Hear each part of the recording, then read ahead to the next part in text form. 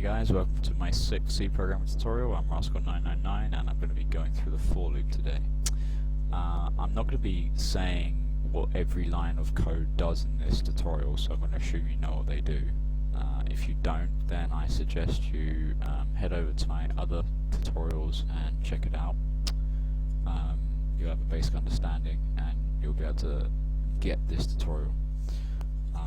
So without further ado, I'm going to get going. The reason I'm including the standard IO library is because I want access to the printf statement so I can show you guys what's going on. I'm declaring the integer I because that is the integer we're going to be manipulating in this for loop. And before when I finish this, I'll tell you what I'm doing. Okay. Right, what I've got here, the main function, return type of an integer. I've declared I so I can manipulate it in the for loop, and the first section of the first part of the for loop basically states that we want I to be equal to 0. So we want I to be 0. That's basically that. The second part tests to see whether I is less than 5 in this situation, and the last part increments I by 1. Okay, so if we save and run that, run.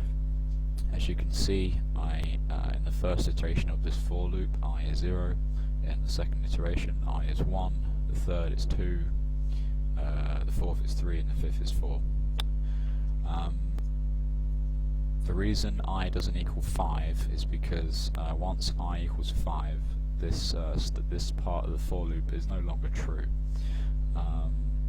So if we have I equal to or less, I less than or equal to 5, that will work, and 5 will be the last iteration. So there we have it. That's 6 iterations of the for loop, and this is a very simple approach to the for loop. You can be a lot more manipulative with it. Let's say I equals 0 and I is greater than or equal to minus 5, for example. If we do that, and if we do that and keep that to I++, what do you think is going to happen? We'll run it, and there we go. What's happening here? Because I will never equal minus 5, the for loop keeps iterating. At the moment, well, when I terminated it, it was on around 89,000. So in order to fix that, we want I to decrement, not increment. So if we do that, for example, that works. The reason being is because I is going down instead of up. It's one is being taken away from I on each iteration instead of being added on. If we wanted to keep the increment, what we can do is start I at minus 10 and run that. Oh, what's wrong there? I equals minus 10. I is greater than or equal to minus 5.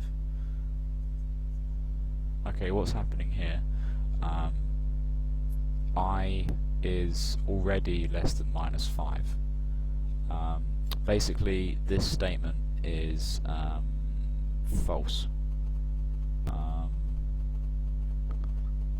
Yeah, this statement's false, so the printf will never run. So we need this to keep this to 0 and make this minus, and that works. Okay, if we did, let's make this minus 10 again. If we did I is less than or equal to minus 5, that will work because minus 10 is less than minus 5. That works, but we need to make this post increment, and that works. Okay, glad I got that fixed. So we have I equals minus 10. I is less than or equal to minus 5. That is true. So we want to increment I by 1, and in doing so we get that. Okay, that's all I'm going to talk about in this tutorial. My next tutorial is, I'm not sure I'm going to focus on. I might look at functions. I'm Rascal999. My website is at rascal999.co.uk, and the source code for all my tutorials is available on my forum, which is linked in the description. Hope you've enjoyed this tutorial as much as I have, and maybe you'll see me, or I'll see you sometime. Maybe not.